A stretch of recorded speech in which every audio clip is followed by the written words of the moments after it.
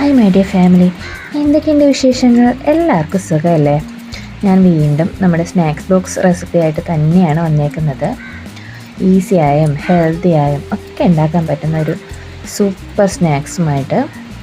അതുമാത്രമല്ല, ഒരു മാവിൽ തന്നെ 2 തരം സ്നാക്സാണ് ഞാനിവിടെ ഉണ്ടാക്കുന്നത്. സമയവും ലാഭം, നമുക്ക് നല്ല രീതിയിൽ കഴിക്കാനും പറ്റും. അതുമാത്രമല്ല, ടമ്മി ഫില്ലായിട്ടുള്ളൊരു സ്നാക്സാണിത് കേട്ടോ.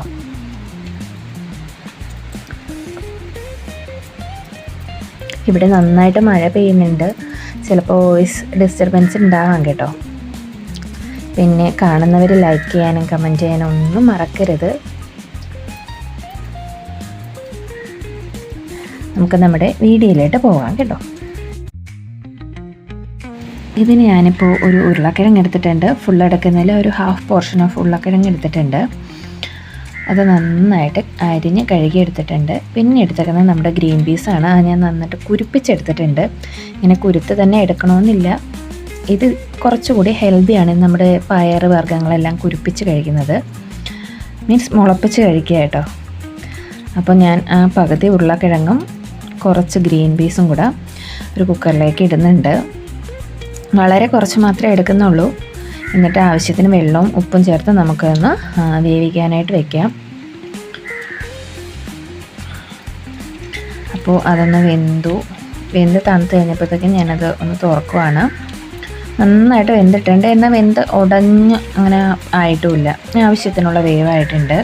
ഒരു 2 വിസിലാണ് ഞാൻ കേൾപ്പിച്ചേക്കുന്നത് കേട്ടോ. എന്നിട്ട് നമുക്കൊരു പാത്രം വയ്ക്കാം. അത് ചൂടായി വരുമ്പോഴത്തേക്കും ഞാനിവിടെ ചേർക്കുന്നത് വെളിച്ചെണ്ണയാണ്. അതൊഴിച്ചു കൊടുക്കാം. അതിലേക്ക് അരിഞ്ഞു വെച്ചേക്കുന്ന കുറച്ച് ഉള്ളിയും ക്യാരറ്റും ബീട്രൂട്ടും കൂടെ നമുക്കൊന്ന് നന്നായിട്ട് ചെറുതായിട്ട് ഉപ്പും ചേർത്ത് നന്നായിട്ടൊന്ന് വഴറ്റിയെടുക്കാമേ.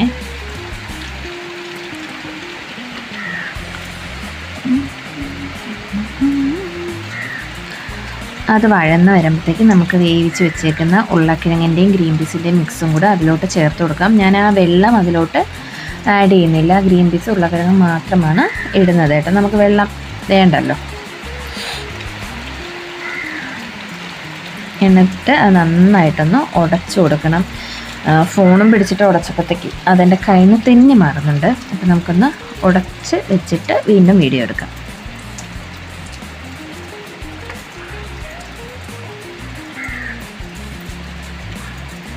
അങ്ങനെ ഞാൻ ഇത്രയും മിക്സാക്കി നന്നായിട്ട് ഇളക്കി യോജിപ്പിച്ച് വെച്ചിട്ടുണ്ട്.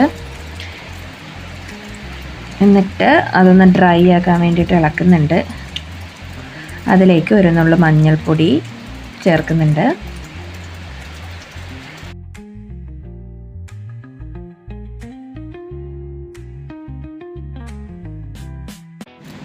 ഇനി നമുക്ക് വേണ്ടത് നമ്മുടെ ഗോതമ്പ് പൊടിയാണ്.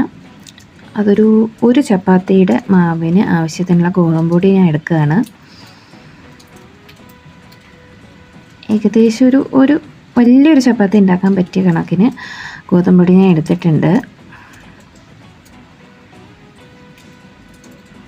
അതിലേക്ക് ഞാൻ ഒരു നുള്ളു ഉപ്പും കൂടെ ചേർത്ത് നന്നായിട്ട് മിക്സ് ചെയ്തിട്ട് നമ്മുടെ ചപ്പാത്തിയുടെ മാവ് കുഴയ്ക്കും പോലെ തന്നെ ഒന്ന് കുഴച്ചെടുക്കാം.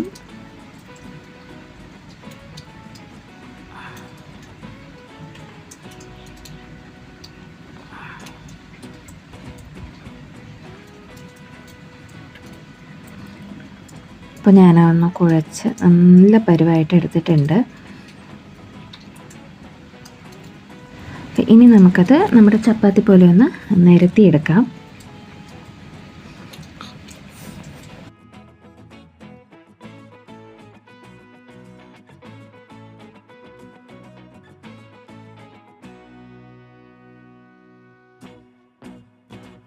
ശേഷം നമ്മൾ നിരത്തി വെച്ച ആ ഒരു മാവ് നമുക്ക് 2ആയിട്ട് മുറിച്ചെടുക്കാം. 2ആയിട്ട് മുറിച്ചെടുത്തതിലേക്ക് നമുക്ക് നമ്മുടെ ബാറ്റർ ഒന്ന് വെച്ച് കൊടുക്കാം. അതിന് വേണ്ടിയിട്ട് ഞാൻ ജസ്റ്റ് ഒന്ന് കോൺ പോലെ മടക്കിയെടുത്ത് ഒരു ഷേപ്പ് വരുത്തുന്നുണ്ട്. ഇങ്ങനെ തന്നെ ചെയ്യണമെന്നില്ല കേട്ടോ. ഞാൻ ജസ്റ്റ് ഒരു ആ സെൻറ്റർ ഭാഗം കണ്ടുപിടിക്കുക. എന്നിട്ട് അതിലോട്ട് ബാറ്റർ നിരത്തി വെച്ചിട്ടുണ്ട്. എന്നിട്ട് ആ 2 സൈഡിലെ മാവ് നമുക്കൊന്ന് ഒട്ടിച്ചു കൊടുക്കുക വേണ്ടത്.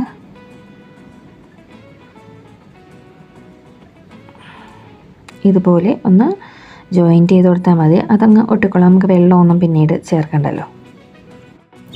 അങ്ങനെ ഞാൻ 2 എണ്ണം അതുപോലെ എടുക്കുന്നുണ്ട്.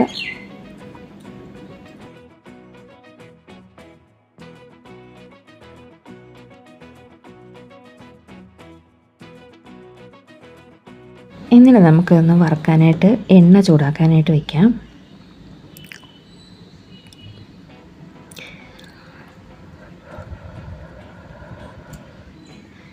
എണ്ണ നന്നായിട്ട് ചൂടായിട്ട് വരുമ്പോഴത്തേക്കും നമ്മുടെ ഗോതമ്പ് സമോസ അങ്ങനെ തന്നെ പറയാം, അത് നമുക്കൊന്ന് ചെറിയ തീയിലിട്ട് മുരിച്ചെടുക്കാം.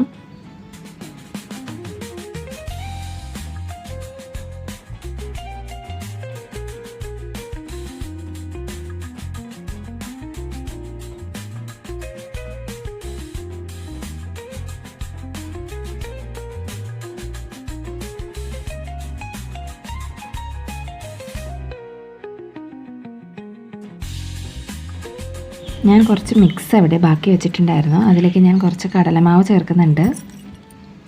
എന്നിട്ട് നമ്മുടെ കട്ട്ലറ്റിൻ്റെ രൂപത്തിലേക്ക് അത് ഒന്ന് മാറ്റിയെടുത്തിട്ട് ആ എണ്ണയിൽ തന്നെയായിട്ട് ഞാൻ ജസ്റ്റ് ഒന്ന് വറുത്തെടുക്കുന്നുണ്ട്.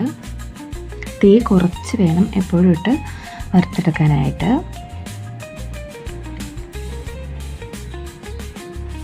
അങ്ങനെ അതൊന്ന് സെറ്റായിട്ടുണ്ട്. അപ്പോൾ നമുക്കൊന്ന് എണ്ണയിൽ നിന്ന് കോരി മാറ്റാം. അങ്ങനെ നമുക്ക് ഒരേ ഒരു മിക്സിൽ തന്നെ 2 തരം പലഹാരങ്ങൾ ഉണ്ടാക്കാൻ പറ്റി. അങ്ങനെ ഞങ്ങളുടെ ഗോതമ്പ് സമൂസയും കട്ട്ലറ്റും ഇവിടെ റെഡി ആയിട്ടുണ്ട്. നമുക്ക് കെച്ചപ്പിൻ്റെ കൂടെയോ അല്ലാതെയോ എങ്ങനെ വേണമെങ്കിലും കഴിക്കാം. എല്ലാവരും ഒന്ന് ട്രൈ ചെയ്ത് നോക്കുക. Thank you.